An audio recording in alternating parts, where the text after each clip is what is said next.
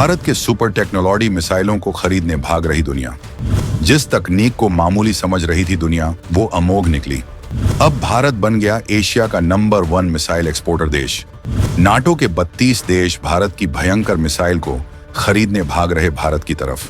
भारत ने बहुत ही कम समय में अपनी मिसाइली ताकत को बेतहाशा बढ़ा लिया है। कल तक जो भारत मिसाइलों के लिए अमेरिका, इजराइल और रूस पर पूर्णतया निर्भर था, आपको जानकर हैरानी होगी कि आज भारत ने अपनी पोजीशन इतनी ज्यादा स्ट्रांग बना ली है कि अमेरिका जैसा देश भी भारत से हथियार खरीद रहा है। इधर हाल ही में रूस ने भारत से $4 बिलियन के हथियार मंगवाए हैं ताकि वो यूक्रेन युद्ध में इनका इस्तेमाल कर सके, और इसके अलावा इजराइल भी भारत से हर्मेस 900 जैसा उन्नत ड्रोन मंगवा चुका है और लगातार ये सिलसिला जारी है।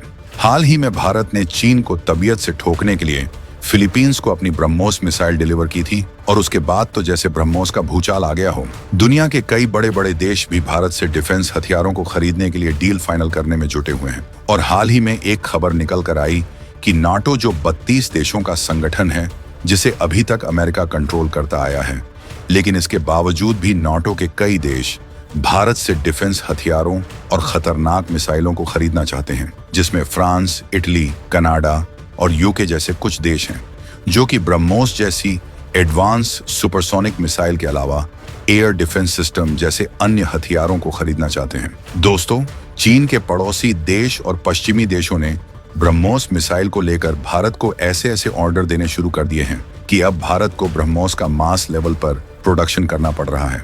अब चीन के जानी दुश्मन वियतनाम ने भी भारत को ब्रह्मोस का ऑर्डर देने का मन बना लिया है। दोस्तों, हम आपको पूरी खबर बताएंगे, वहीं ये भी बताएंगे कि आखिर क्यों नाटो के सभी देश अमेरिकी मिसाइलों को छोड़कर भारत से मिसाइलें खरीद रहे हैं, और क्यों अब टेक्नोलॉजी को लेकर भारत और अमेरिका में सीधा मुकाबला होने वाला है।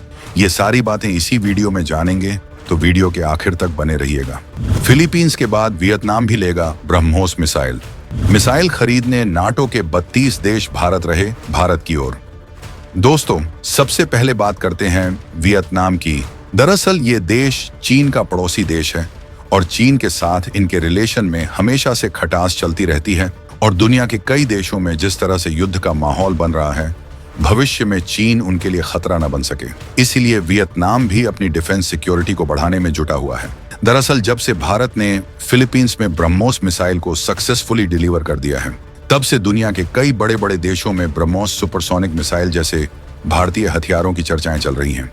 और सोचने वाली बात यह है कि भारत ने फिलीपींस में ऐसे समय पर ब्रह्मोस सुपरसोनिक मिसाइल को भेजा है जिस समय दुनिया के कई देशों में युद्ध का माहौल छाया हुआ है। और देखा जाए तो इस समय 3 विश्व युद्ध चल रहे हैं, जिसमें ईरान और इजराइल का युद्ध दिन पर दिन और भी ज्यादा घातक होता जा रहा है, जिससे लगभग सभी देश ज्यादा से ज्यादा संख्या में हथियारों को खरीद रहे हैं, ताकि आने वाले समय में जब कोई भी देश युद्ध में लिपटे तो वह किसी भी देश से कमजोर ना पड़े। और ऐसे समय पर ये देश भारत से हथियारों को खरीदने के लिए अपने हाथ को आगे बढ़ा रहे हैं, क्योंकि भारत के हथियारों की ताकत को देख ये सभी देश दीवाने हो चुके हैं। और अगर आपने पिछले कुछ महीनों की खबरों पर नोटिस किया हो, तो भारत ने कई आधुनिक मिसाइल और आधुनिक एयर डिफेंस सिस्टम को भरपूर मात्रा में मैन्युफैक्चर किया है, जिससे भारत की खुद की डिफेंस सिक्योरिटी मजबूत होने के साथ साथ हमने दूसरे देशों में भी करोड़ों रुपए के डिफेंस इक्विपमेंट को एक्सपोर्ट किया है। और फिलीपींस में भारत के द्वारा एक्सपोर्ट किए गए अकेले ब्रह्मोस मिसाइल को देखा जाए तो उसके लिए भारत और फिलीपींस के बीच $375 मिलियन की डील फाइनल हुई थी, जो कि भारत की अर्थव्यवस्था को मजबूती देने के लिए एक बहुत बड़ा अमाउंट है। और अगर आप इस रिपोर्ट को देखें तो भारत ब्रह्मोस मिसाइल को सक्सेसफुली डिलीवर करने के बाद घरेलू तौर पर डेवलप किए गए तेजस फाइटर जेट को बेचने के लिए भी तैयार हो रहा है, जिसमें अर्जेंटीना और नाइजीरिया के साथ भारत की बातचीत ऑलरेडी चल रही है, जिसकी डील जल्द ही फाइनल होने की उम्मीद जताई जा रही है। ब्रह्मोस के साथ भारत का डिफेंस एक्सपोर्ट पहुंचा अर्श तक। नाटो देशों तक ब्रह्मोस पहुंची तो अमेरिकी बाजार होगा बर्बाद। 50,000 करोड़ रुपए के पार जाने वाला है भारत का डिफेंस एक्सपोर्ट। भारत की ब्रह्मोस सुपरसोनिक क्रूज मिसाइल को भारत के DRDO और रूस ने मिलकर ज्वाइंट वेंचर में डेवलप किया है, जिसमें 76% कंपोनेंट्स स्वदेशी तौर पर डेवलप किए गए हैं, जबकि बाकी के रूस की कंपनी द्वारा एक्वायर किए गए हैं। फिलहाल भारत ने इसमें आने वाले 2 सालों में यानी कि 2026 तक 100% स्वदेशी करने के प्रयास में जुटा हुआ है, ताकि भारत बिना रूस के कंपनियों की सहायता से इस ब्रह्मोस मिसाइल को डेवलप करके खुद इस्तेमाल करने के साथ साथ दूसरे देशों में भी बेचकर ज्यादा मुनाफा कमा सके। और इस ब्रह्मोस मिसाइल की सबसे खास बात यह है कि समुद्र हो या जमीन या फिर चाहे तो इसका इस्तेमाल फाइटर जेट में करके हवा में फायरिंग भी कर सकते हैं।